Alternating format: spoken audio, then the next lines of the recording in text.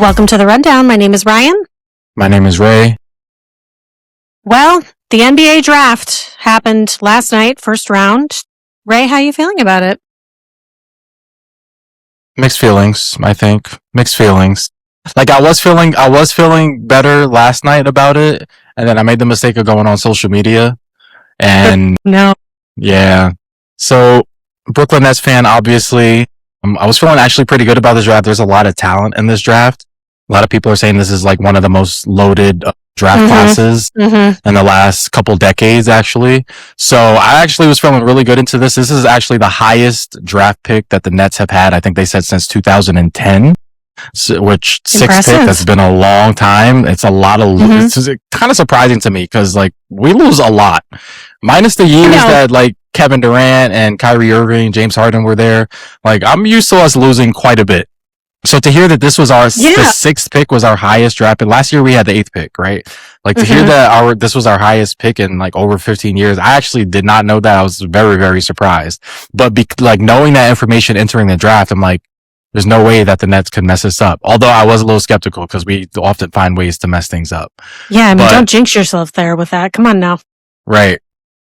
So they end up going with Michael Brown Jr. And I had to do some research on not just him, but the draft class in general. So like I am not a big college basketball consumer. I'm very much like pro sports. Like I don't really consume college sports on any level, really. I am a really big Duke basketball fan, but that just goes back to like when I was a kid. I watched a lot more college basketball when I was younger. Why not? Duke, they produce powerhouses. Listen, they produce one of your favorite players in Tatum.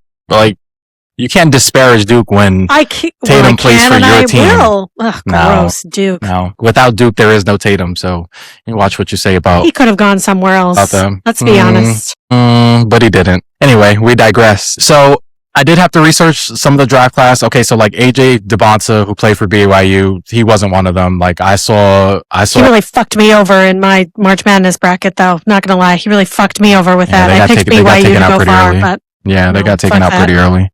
Yeah. But DeBonta, Darren Peterson, Darius Acuff, was it Cameron Boozer? So there were some really, really big names in this draft that I really did kind of pay attention to this last season. But when I looked at who the Nets were projected to draft, one of the names that came up was their eventual pick in Michael Brown Jr.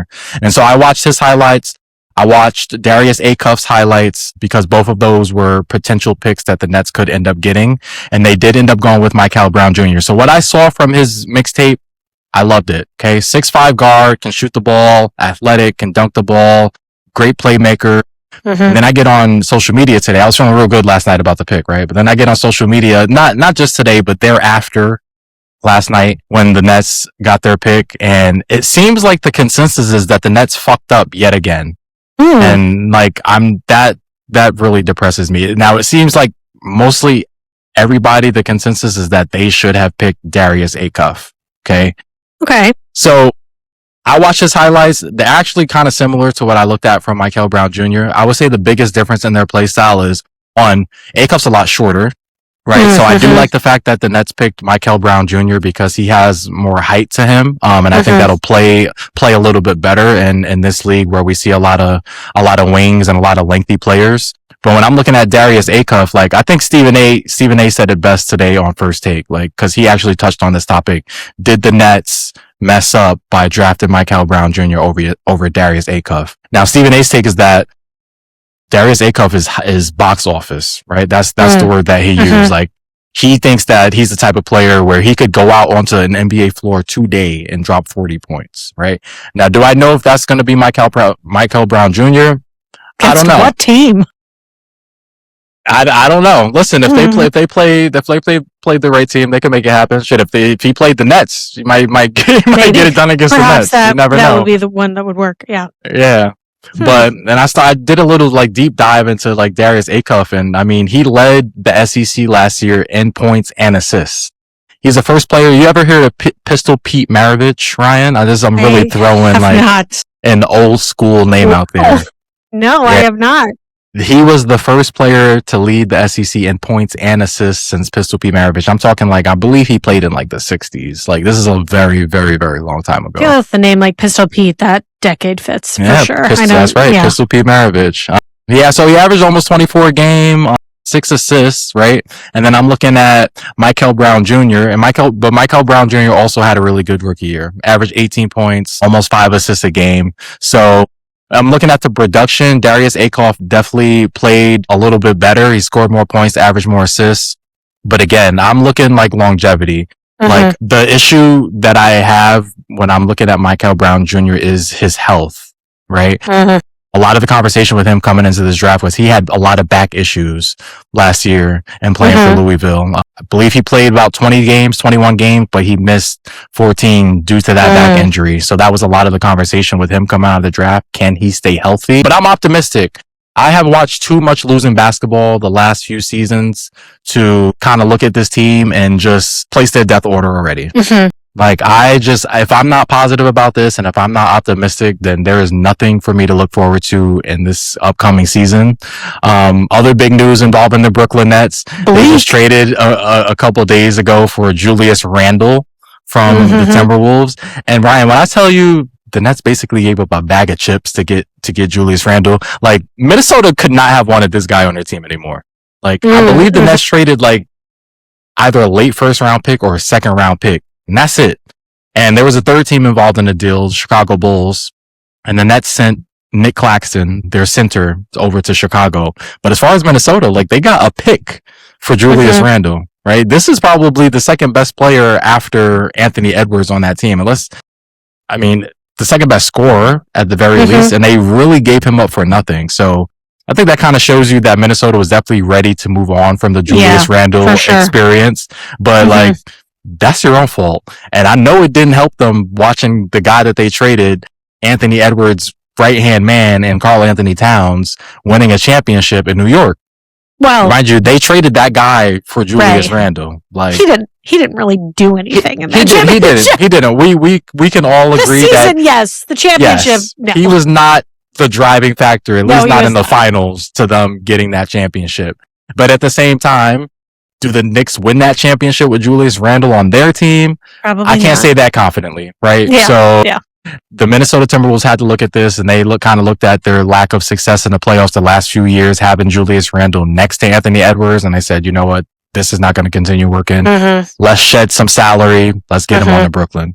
So I'm looking at Brooklyn now. Julius Randle. You still have Michael Porter Jr., who was your top scorer last year.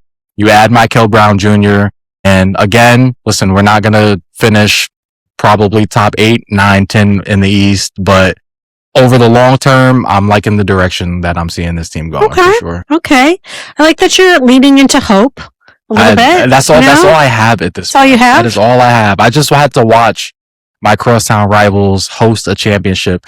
Something I did not think that would happen before gray hair started coming in on me. So that's all I have at the moment. I just got to stay optimistic. The love fest for the Knicks is just getting to be too much. I need something to hold on to as a Nets fan, and this is all I got at the moment. This is all I got. Well, we'll take it. Celtics in the draft. I'm not mad about it. We drafted a power forward, Chris Sinak Jr. from Houston. I'm like, okay. I think that's my response is, okay. I think we have bigger fish to fry. There was a lot more going on in Boston this week than that draft. You know, but more could have happened. More could have happened. Chris, good luck to you. I hope you make a name for yourself. I'm glad you're with us. Please do well, develop well, and stay healthy. That would be my wish for you. But you are not a big enough man, and what we need is a big man. And right now, I don't think Giannis was that big man. So listen, we had a whole discussion on the pod last week about Giannis. Giannis goes to Miami.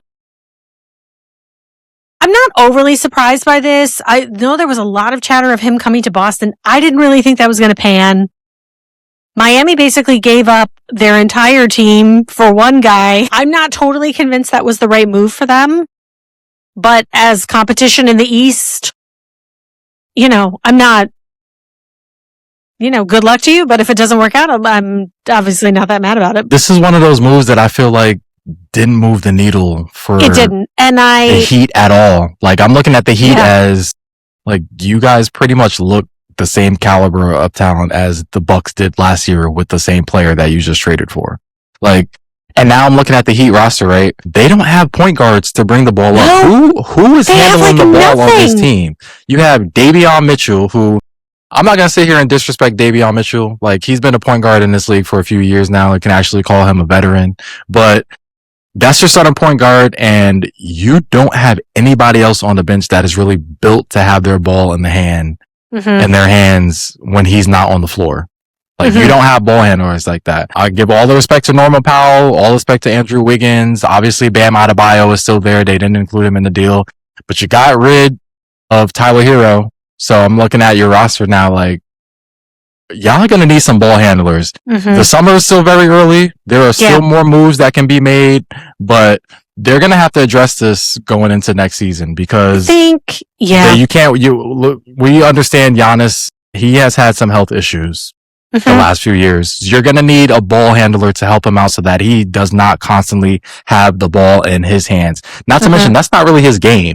You have to give him the ball on the block and let him bully his way to the rim. We're not trying to give him the ball at the top of the 3-point line and have him figure out a way to get the offense going. So, I'm really not that impressed with the move to Miami. I actually would have preferred him to go to Boston. Now, I know you have your own reasons for wishing against that, but to me, it just would have been more exciting, more of a splash of a move. I think it would have made more sense. I think if you're looking at the team, in Boston, Giannis helps us in a way that we don't currently have. Like, we don't have help in that area the way we need it.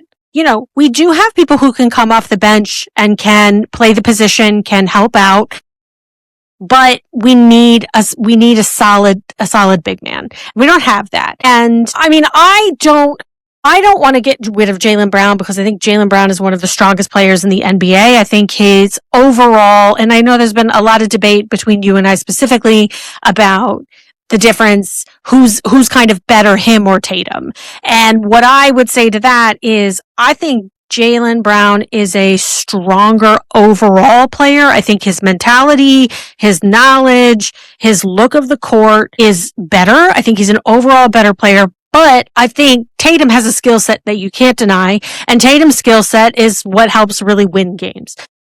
The other thing about the two of them is Tatum is easier to get along with and easier to like.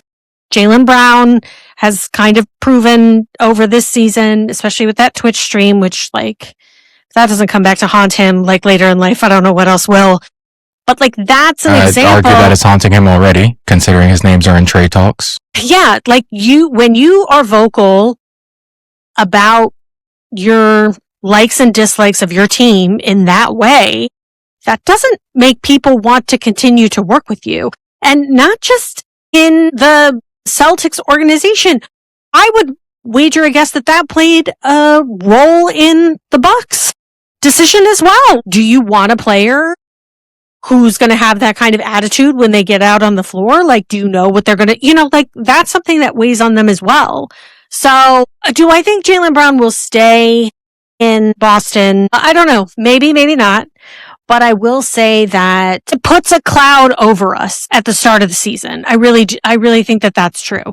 And I just hope that whatever this is gets resolved. Like, whatever his beef is, whatever his problem is, if it can't really be resolved, then he should be traded. Go to another team where you can be the number one.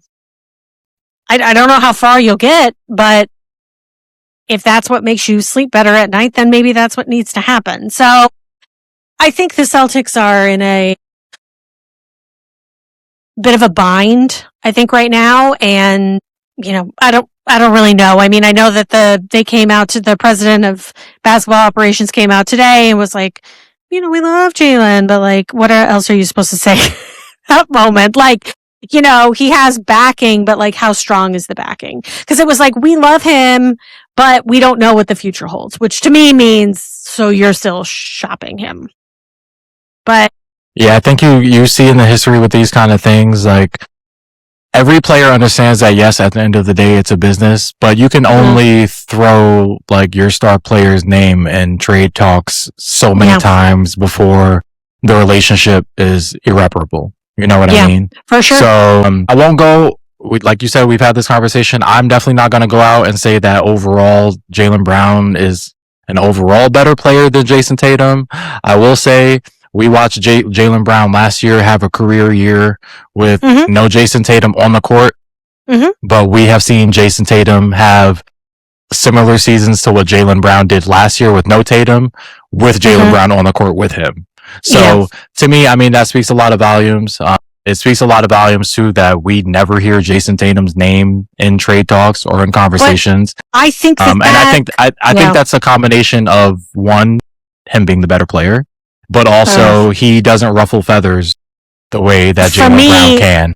That's more of the likability factor. Like, Jason Tatum is a franchise player, and it's because of his attitude. It's what he represents. Like, he is a great ambassador for that organization. And I don't see him ever being traded. I could see him retiring a Celtic. As a Celtic, yeah. To be honest. But hey, we said the same thing about Giannis, and now look. Well, crazy how a couple seasons removed changed everything. He just won a championship there 5 years ago. You know what I mean? And Jason Tatum and Jaylen Brown are 2 years now removed from their championship in Boston. So you really never know what can happen, honestly. I've heard some talks about shopping White around. I'm not mad about that. Like, I like White for that team, but it depends on what you would get back.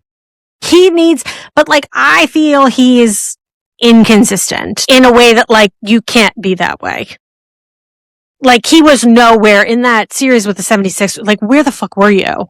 Like, which is kind of unlike him. I've seen him perform in the playoffs before. So, I don't know. That was definitely unlike him. So maybe it's just a bad series. But let's sage the TD Garden and, like, really give it some new energy. We'll have to see. I don't know. I wouldn't be, let me just say, I won't be surprised either way if Brown stays or he's traded. So I think it's just up to whatever offer we get for him. I hope it's a good one if that's the case. I'm really, to be honest, there's not many people you trade him for. There's not many people you trade him for. Giannis is actually one of the few players in the league where that trade made sense for both sides, right? And I heard that one of the reasons that the Bucks didn't end up pulling the trigger on that trade was because they wanted more from Boston, and Boston would not budge. It was Jaylen Brown and a pick.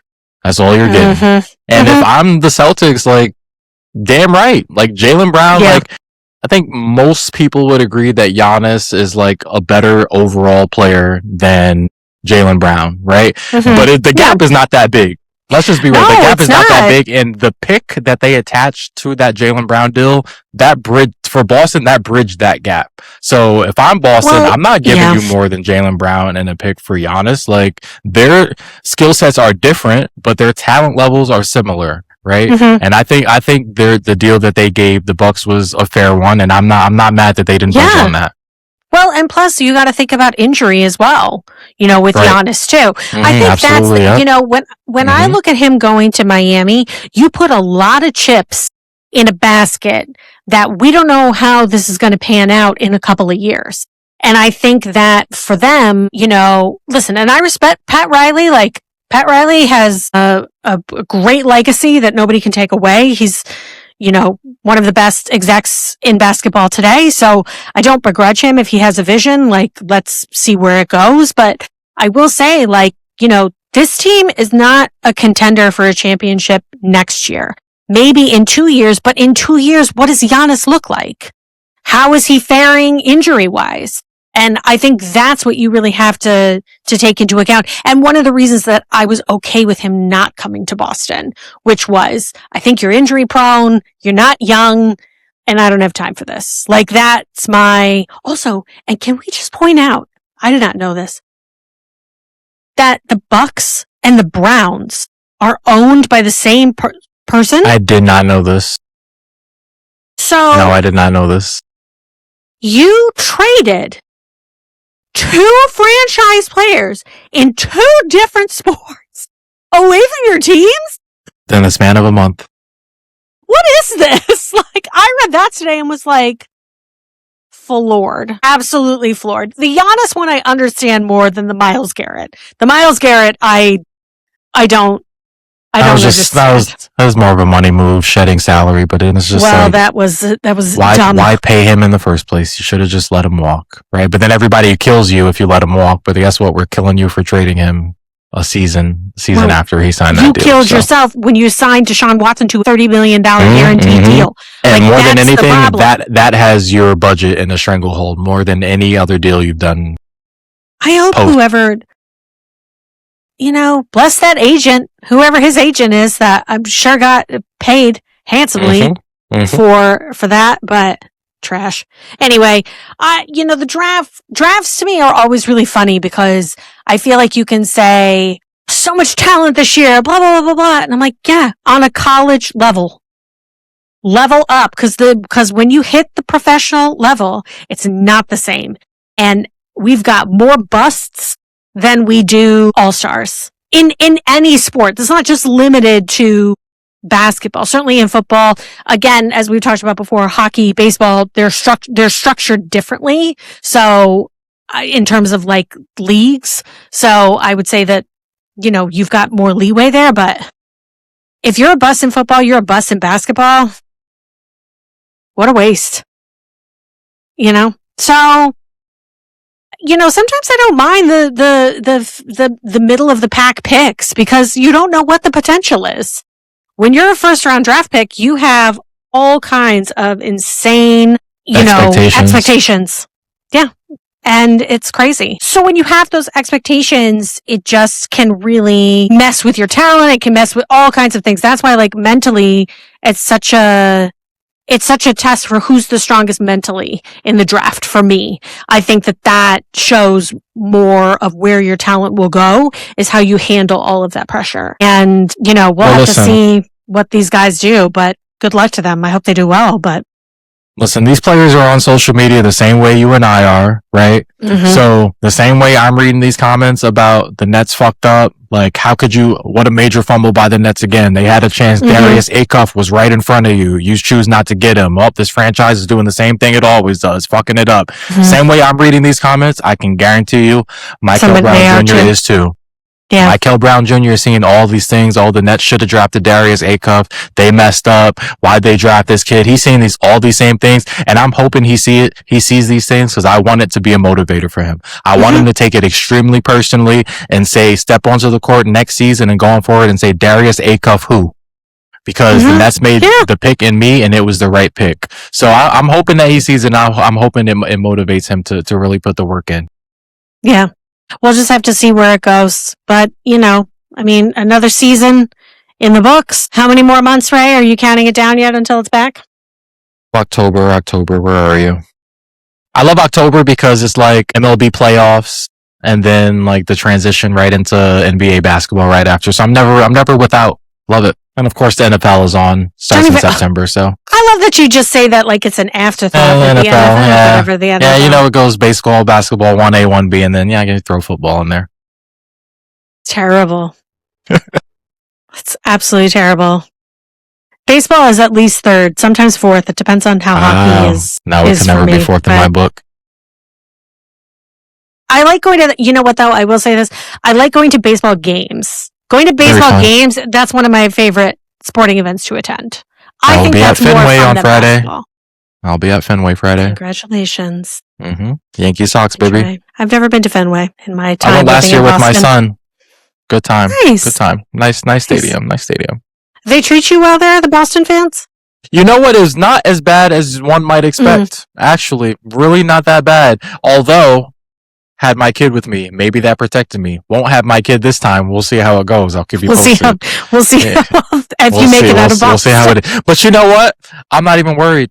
Boston's one of the worst teams in the league. What the fuck could anybody say to me that's really going to ruffle my feathers? Well, nothing. And you know what? Not a goddamn thing. Boston. I can't hear you from the down there in the standings. We can't. Don't antagonize them before you go. We don't see you. We can't hear you. It's okay. I will say, though, Boston's had a really great week with the World Cup. The Scots were there, and the Scots showed the Bostonians a real good time. Have you seen the Norway fans in Citi Field at the Mets game? Here's what I'm going to say. I I don't actively watch soccer. Like, I'll watch matches every once in a while, but it's not a sport that I engage in. But I will say it does feel great to watch all of these different, countries come together, the pride that all of their fans have in their sport. It's crazy. It's unlike I wish America was like that. I wish the fans don't show the passion that I'm seeing some of these like European really countries like pop I will say I did attend a football match, as it were, when I was in Italy in my undergraduate, and that experience was absolutely insane. They they sit like opposing fans very far away. There's like a barrier between them. People are lighting things on fire in the stands. It's the craziest thing I've never seen anything like it. It's totally acceptable. Imagine Philly Eagles fans, but like way more insane. And then that's like European sports. Except they're not throwing batteries at Santa or whatever. The Eagles fans did that one year. But I will say it's great to see people coming. I will tell you, just for any Europeans listening, I know you're enjoying our food, but I got to tell you, it's really processed. Like, be careful, guys. Okay, you don't have what we have. Like, so just for the sake of your digestive system, please to the shit that we especially ranch sauce. Apparently, that's been like a very big deal. Ranch has been like something people I think are trying to take back home with them. But ooh, that's dicey. Good luck to all the teams out there. I'm not really rooting for anybody in particular. I think just she says that she is not rooting for the United States. But good luck to everybody. Good luck to all the teams. So from that note to a slightly sad, it's not really sad, but the NFL is not doing a supplemental draft, which is really screwing over this Sorsby quarterback from Texas Tech, who has a gambling addiction, apparently, has gone to rehab, made $91,000 in illicit bets, got in trouble by the NCAA. Now, was he betting on his own team, or was he betting on other teams? He did bet on college sports, specifically football. Didn't make any bets for the games he played in, but did. Yeah. Anyway, which you're not allowed to do. Like, you're not allowed to do it. And you know what? I would say in the era of like now college athletes are getting paid, like can get paid for doing things. Well, no, just why? What is the point of this? Why? And so, and they're getting paid so much more than $90K. I know. And I get that you went to rehab and you have a problem, but that doesn't mean you can't go without consequence. And I think the NFL basically was like, no, we're not going to do the supplemental draft as a message to say we're not tolerating this behavior. So you could come in with everybody else in 2027. So good luck to that. So what's the supplemental draft as opposed to like, the regular NFL draft? I'm not. Just happens really at a different time period. Well, the difference really is that the supplemental draft is like a special draft for people who lose their eligibility after the spring deadline. So it's kind of like a way for people to make it in there, even though they've had like that problem during the spring and couldn't make it for the actual draft. So there is sometimes. And he fell under that category? Yeah. So did they cancel the supplemental like specifically because of him? Like, is that okay? Can they do that? I mean, they're the NFL. They can do whatever they want. I think I don't know who else would have been eligible for the supplemental draft, so that's not something I do know. But I think that was really meant as a way for the NFL to say, this is not behavior we can condone. Mm-hmm. So this is not going to happen for us. So, but to that I say, okay, dude, but it is, the irony of the NFL being like, we don't condone this behavior, but yet there's going to be betting commercials all day, every day during every single game. The hypocrisy of that. Sponsored by, Right. Anyway, and this is not just a problem with the NFL. Like, let's just start there. We have in the NBA where we had Chauncey Billups and the head coach of the Trailblazers and a few other people getting arrested because of, they apparently had this like gambling ring going on. So, and again, NBA huge proponents of and promoters of betting and gambling. So no, absolutely. It's just funny to me, like where they decide to draw the line on some of these things. The NFL being so invested in it as they are. Yeah. To me, the NFL at times is so laughable of what you're going to enforce and what you're not going to enforce. Yeah. And I think like, so you're not going to do the supplemental, and I don't disagree with this decision. Like, let me be honest. Like, I don't disagree with this decision. I don't think he should play. Like, this is your consequence. But so you're going to okay this, but many men on NFL teams are arrested and charged with numerous charges, violent charges against girlfriends, wives, children. And that's okay to a certain extent. You get a suspension for a game or two, depending on how much I think now they do a minimum of 6 games if it's bad. And that's because of Ray Rice, which was a whole situation, which, mind you, until that video footage came out, was like 1 game. And then you saw how bad it was. And then it was like, oh, well, like, this is done. But you can get suspended for a whole entire season for smoking weed. But like, this is the problem we have, which, by the way, weed is not an athletic enhancing drug. Like, if anything, your reaction time is a lot slower. I don't know how this is. Yeah. Anyway. Yeah. So the NFL, just a lot of contradictions in terms of what they choose to say is okay, is not okay. I mean, I don't disagree with this decision, but I think one of the biggest criticisms of the NFL is their inability to have a coherent policy on poor behavior in its many forms. And I think that, I mean, call me crazy, but I keep my hands to myself all the time. I don't find it to be that difficult. I don't know why it's difficult. And listen, you can point to the fact that it's a violent sport that they play, but you get to be violent with people every Sunday. Sometimes that's Monday. Your time to let it out. Sometimes Thursday. And sometimes depending Wednesday. On the holiday, Saturday. Any day of the week could be yours to be violent on the field, but just contain it there.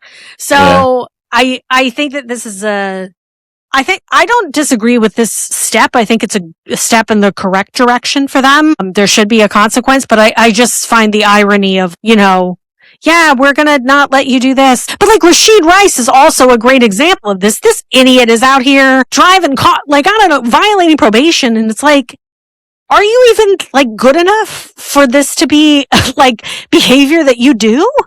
Right. I would have cut him already. I don't know. I mean, the Chiefs are becoming the new Dallas Cowboys here in terms of like what they're taking, but I would have cut him a long time ago. But anyway, Sorsby, I wish you well in your recovery.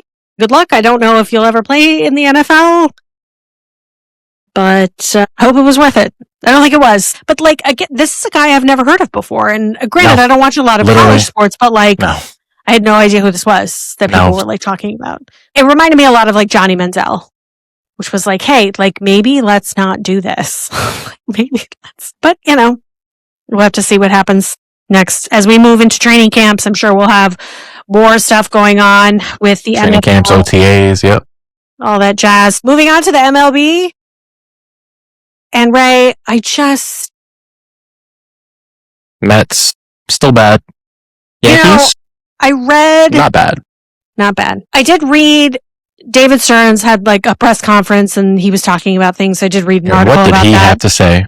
I'm curious to hear this. He still has some hope. We'll have to see what happens before the trade deadline. Sir.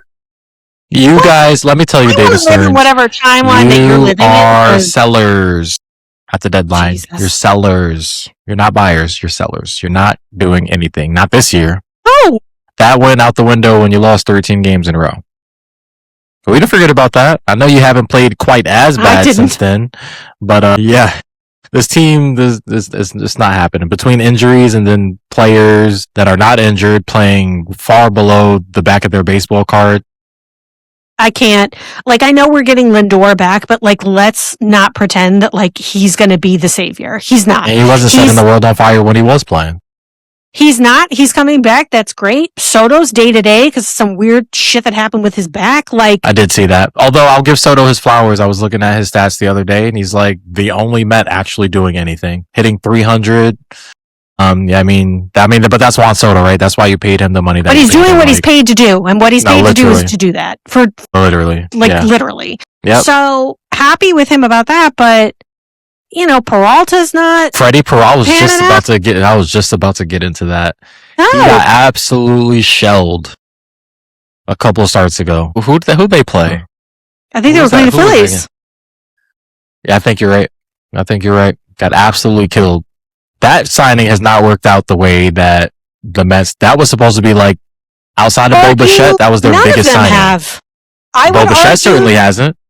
No, nothing Jorge has Polanco? gone according to plan. You have spent all of this money and it has gotten us absolutely nowhere. Meanwhile, I'm reading about how Pete Alonso is having like such a great season for the fucking Orioles, and I'm over here. I was just thinking about him and wondering whether, because that was another move that they made, not move. Yeah, they let him walk, and I was gonna say, that actually hasn't come back to haunt them because I haven't heard his. I mean, the Orioles are not a good team, so I haven't heard much from them. But I think he is playing well. I don't think the team is playing well, but I think he is doing well. He's at least doing decent enough. I'm sure he's doing better than whoever's playing first for the Mets right now. Like, is Polanco even healthy? I haven't heard, and this is the guy who never played first, that the Mets brought him over to play first, and I have not heard his name like at all. So I couldn't tell you if he's healthy, if he's healthy and just playing bad, or if he's injured.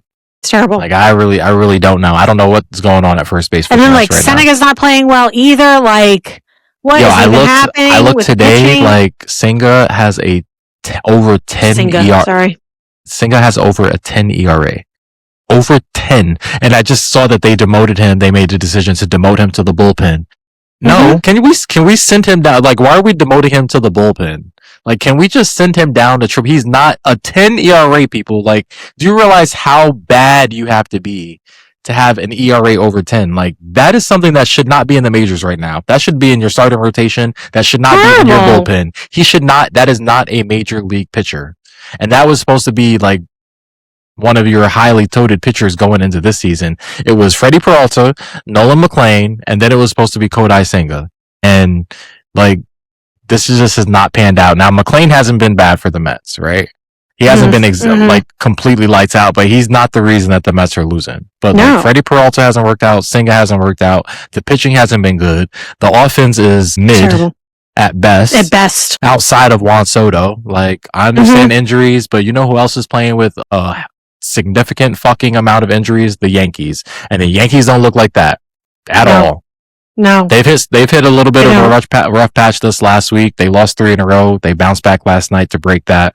But since Aaron Judge has gone down, like, this team has managed to stay afloat. This is one of the deeper teams that I've seen from the Yankees the last several years. And there was the only real like controversy over the last week or so with the Yankees since our last episode. Did you see two games ago Jazz Chisholm on the field eating a lollipop? There was a huge controversy about this. Yes, huge controversy about this lollipop. Yeah, so Boone does Talking Yanks. He gets on Talking Yanks once a week. I believe it's every Tuesday, and he hops on the podcast with those guys. I love Talking Yanks. And he interviews with them once a week. So they asked him about it, and he was like brutally honest. He's like, yeah, no, it pissed me off to see that. And he admitted, he like pulled Jazz into the clubhouse afterward. They had a conversation about it. He said, this is absolutely unacceptable. And then what does Jazz go out and do the very next day? Hits a huge 2-run home run that gave the Yankees the lead in the game that they were losing. So he flips the bat, he gets back in the dugout, picks up a huge bucket of lollipops, shakes it into the camera. Like, fuck you guys. Look, this is what I'm on. So like, you know what? Jazz needs somebody like you.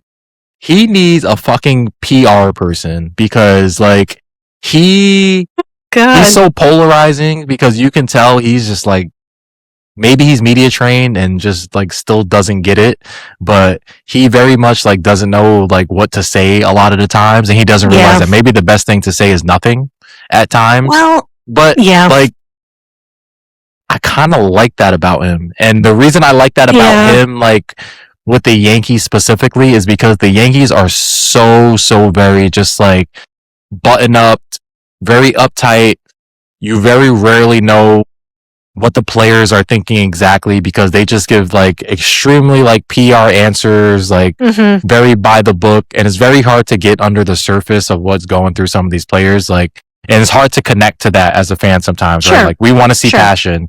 We want to see genuine like feelings, thoughts, like answers to some of these questions, but that's just not what the Yankees have been historically, right? So then you bring over a player like Jazz who very like outspoken, very flashy player. And I think a lot of like, especially older Yankee fans aren't used to seeing that, which the Yankees have a lot of older fans because of the tradition behind the organization. But me as like a younger fan, like I like what Jazz brings to the table as far as like letting loose and like being that figure in the clubhouse where it's not, you know, the typical what you think of when you think of a Yankee player. But I will admit, while enjoying that, like sometimes it does get him into trouble. Yeah. For example, like when they asked him yesterday after he hit the home run, right? So this is the game after the lollipop incident. They kind of asked him afterwards, like, how do you view the whole situation?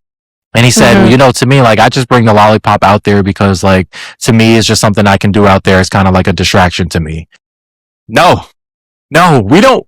First of all, Jazz, you're hitting 230, right? That's a like, terrible answer. You were hitting under 200 for the early part of the season. You brought your average up to 230, which, like, good for you. Still not great. We expect more from you. The last thing we want to hear right now is that you want to be distracted when you're out there playing defense. Like, we want you super locked in. And if a lollipop is preventing you from being in that mindset, then no, that's lose the lollipop. Yeah.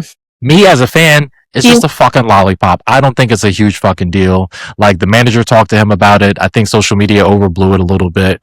Me, if I'm a manager, maybe I say something to him about it. Maybe I don't. Like, Boone said something about it. It's also a safety issue. Like, he could choke on the stick. Like, I get it. Like, I do understand. But at the same time, like, no distractions, please. That's not what we want to hear as Yankee fans. I can guarantee you.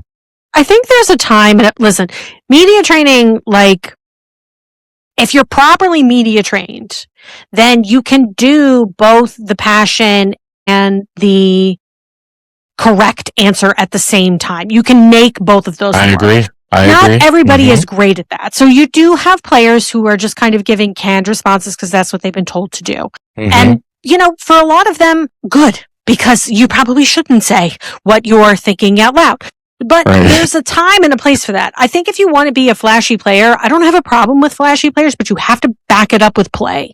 So, like, you can't be out here not and that's hitting exactly well. how Yankees fans feel about Jazz to a T. Yes, like, to a T. You can have that, but you can't be out here playing like shit. Or you can't be out here being mid, which I feel like has been his season. He hasn't been awful, but like, you had that whole proclamation of like, at the beginning of the season, it's 50 home run, you know, don't write checks that you can't cover. This is just basic playing. Like, we've seen flashy players, and a lot of those flashy players could back it up. Well, they did ask him about that too. I saw in the post game yesterday. They did ask him about that too. Like, do you think that your proclamation of wanting to be that 50-50 player has in any way affected your play on the field this year? And he said, no, absolutely not. He said, I understand a lot of people, it rubbed them the wrong way that I said that, but he said, I'm not the type of guy that's going to say I want to go out there and get 20 and 20, because then I've set the bar too low for myself. I always want to shoot higher, as high as possible, so that if I miss, at least I miss high. And you know what? I get it. I do like that attitude. So any thoughts about that? But I think what it comes down to is, again, he hit a huge, I believe the Yankees were losing 2-1 when he hit that 2-run home run. It was like fifth or sixth inning, put them up 3-2. Like, and the consensus after you hit that is like, I'm reading the comments on Instagram, bro, eat all the fucking lollipops you want if this is what you're going to do. We don't care about the lollipops. We don't care about any antics as long as you're producing. And if you produce, Yankees, you can throw a beach ball around on the freaking field if you want. Just produce. That when you're not doing that, though, like, it magnifies actions like the lollipop and it doesn't, thing. Yes, and you can like, because then everybody's reaction is like, okay, and like, hello, this is what you were supposed to be doing this whole time. This was the expectation that you set for yourself, and that's why sometimes giving a goal as an outside thought might not be the best, because like, I don't think there's any problem with you, having those goals and internalizing it and keeping it, and then saying it after the season. That was my goal, was I did this, or I fell short of it, whatever it is. But like, when you proclaim something that loud and you can't back it up, and you're saying weird shit about being like, it's a nice distraction to have a lollipop. Dude, from what? From what you're supposed to be doing? For what you get paid to do? This is your job. Like, I think that's what, like, also I would say is, dude, like, if I do that on my job, there's a consequence for that. Like, you're not above a consequence for this. Yeah. So, I'll just conclude by saying winning cures all, right? The lollipop game, they lost that game, right? And not because of Jazz, right? But obviously, like, you not lose. Because of the lollipops? Not because of lollipop, but like, you lose, and like, things are just under the microscope even more so than they would be, right? So like, the Yankees win that game, maybe not. And again, that was the third game in a row that they lost. So the Yankees end up winning that game. Maybe this is not even really a point of conversation after the game. But let me tell you something. The very next day, he hits that home run. They win. And after the post game, he's sitting there smiling and talking. And him and Aaron Boone, the manager, they're both sitting there laughing and talking about the lollipop fiasco, because winning can cure and solve a lot of these things. Of course it can. But just like, there's a balance. Media training is about balance. It's about showing your personality while also wrapping that up in a response that makes sense. That's what it is. Yeah.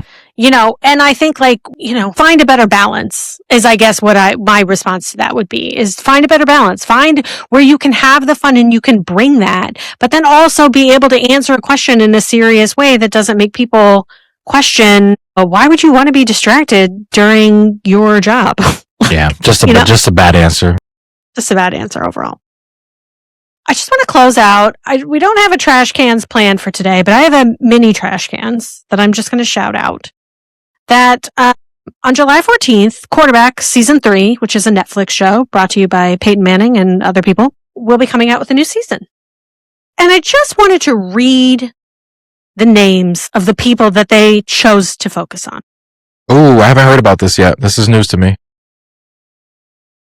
Jaden Daniels, Baker Mayfield, Cam Ward, Joe Flacco. The first two names, I'm like, okay. Last two names, old ass Joe Flacco. I understand Cam Ward. Here's what I'll say. I understand that when you go out to make this show, you are doing it before a season starts. So you're really kind of banking on something happening. So Cam Ward, number 1 pick in the draft. You're really hoping that something magical happens with the Tennessee Titans. I don't know who's imagining that. Somebody with a wild imagination, but like, good luck to that person in that production company. Joe Flacco, kind of the comeback guy starting off because at that time he was playing for the Browns. So it was like, okay, like, he's going to be the starter. He's, old, but can still do it. No, he can't. None of these people. All these people had a trash can of a season. Maybe Baker Mayfield is slightly the exception to that, but everything else, absolute trash. Jaden Daniels, I mean, I get it. He had a great rookie year, but God, absolute trash. This is going to be terrible to watch. I don't even know if I want it. Also, you know what they should do? Continue. Only two of them have wives. And I got to tell you, when these people don't have girlfriends or wives, you're getting a look into male loneliness, and it's real, and it's a little scary. Justin Jefferson, like, honey, just let's get you a pal, someone to like help you not eat junk food in the middle of the day. What is this? And then I have to remind myself, these guys are like 21, 22. Like, they're still very young. Yeah, they're young guys. God, I just wonder if that show follows around multiple quarterbacks, right? Even outside of the 4 that they end up selecting, and then they just review which film will look best. I'm a little skeptical that they do that. That's what you're doing. Why are you picking these 4? That's what I'm wondering. So I'm like, what are we going to end up seeing? But so if that's not what they do, do that, please. Like, have like Let's a list of like Peyton, six or revamp seven the show. quarterbacks. Yeah, 6 or 7 quarterbacks that you follow, and then you pick the best 4, whoever had the best season out of those 4, whatever is going to make for the most compelling stories. But guess what? The Tennessee Titans are not going to be a fucking compelling story to me going into that show. They did nothing last year. Joe Flacco, he left the Browns and went to do what exactly? Like, what are we talking about here? Like, so the Bengals that didn't make the playoffs. Like, Baker Mayfield again, probably the most interesting out of that bunch. Jaden Daniels, I find interesting as well. I like Jaden Daniels, but he just had such a terrible season. He was hurt. It didn't go well for him. So but I find that the quarterbacks I want to know more about, they don't show because I don't think they want to do the show. But for a variety of reasons. You know who does a really good job with that is the NBA's starting 5 on Netflix. They pick players that we give a fuck about. LeBron was in one of the seasons. Jaylen Brown was in one of the seasons. Anthony Edwards, Kevin Durant. Like, we're talking like the upper echelon of the NBA. Like, they get players that we are all invested in, old, young. Like, they do a great job. And I'm a little surprised, like, especially with somebody like Kevin Durant, who typically is like a very private person in his like personal life, that these like superstars are actually allowing us to give like a peek behind the curtain into their life. Like, I'm excited to see what they choose for next season, actually. Well, they do. I mean, they do Hard Knocks as well. So, like, there are 2. So, like, this is Netflix. Hard Knocks is HBO. And Hard Knocks is interesting, but, like, they'll do, like, a mid-season.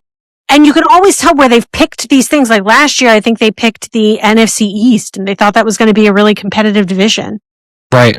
Sure the fuck was not. Like, or the AFC North, which is another example that they did. And it was like, oh, we want this to be competitive. And I'm just like, well, then why are you picking these? Like, if I was doing that show or quarterback... AFC North is typically competitive, though.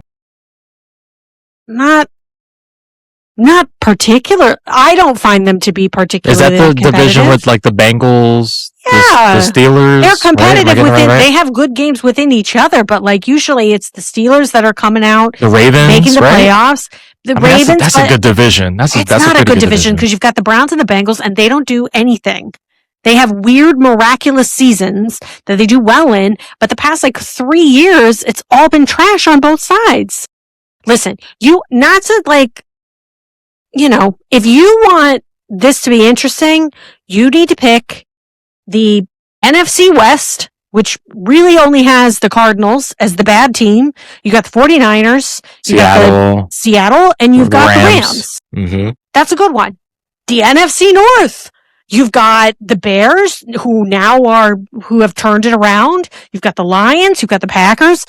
Vikings are again, you've got that one questionable team, but that's the thing about the Vikings is you can't totally count them out because they could end up doing something in the season. They just need a competent quarterback on that team. Someone to throw the ball to Justin Jefferson. I hate to say this, but I feel like they shouldn't have gotten rid of Kirk Cousins.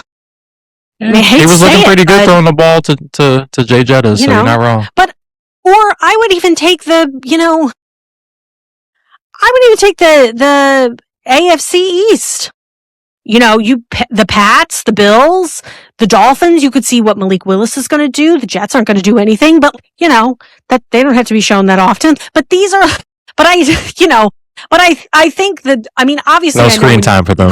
When you're producing a show like this, the struggle is you don't know what's going to happen in the season. Of course. But this is just a trash can. This is just a trash can lineup. I can't even. I haven't seen the previous seasons of that, and this will not be the first one that I'll watch. You know what? You would like the one. Pat Mahomes is in the first one. You'd like that one. Okay. Pat Mahomes is in that. Weirdly enough, Kirk Cousins has been in 2 seasons of this. I'm not really sure why. I think they thought he was going to have a big time in Atlanta. He did not. But let's pick better teams. Let's pick better players.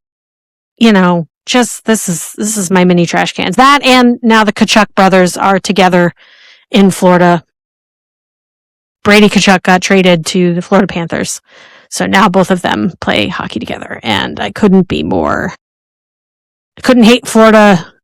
I thought I couldn't hate Florida anymore. Now I hate them even more. So that's going to be the storyline for the NHL for the next, decade and a half. But what a weird week in sport. I feel like this was a really weird week. Seems like there was a lot going on in several different sports. I mean, we're still fresh off the NBA finals and I don't talk about that anymore. I really trade don't. talks and a couple football things, weird stories in baseball. So yeah, we're reaching. It's summertime now, so this is that weird baseball all the this time. is that weird time where it's gonna be baseball heavy. As late July hits and early August, we'll definitely get back into a lot of more football talks. But yeah, this is the dog days of summer coming up here sports wise. Gosh. August and preseason can't come soon enough for me. They'll be here before we know it, honestly. You already know. I'm so excited. Go Packers. Just please take away the sting that was the Celtics loss and the Mets being terrible. Please help. Help a girl out. Just annihilate the Bears. Go Brooklyn. Go Brooklyn, baby. Well, that's going to do it here for us at the Rundown. We'll see you guys next week. Holla.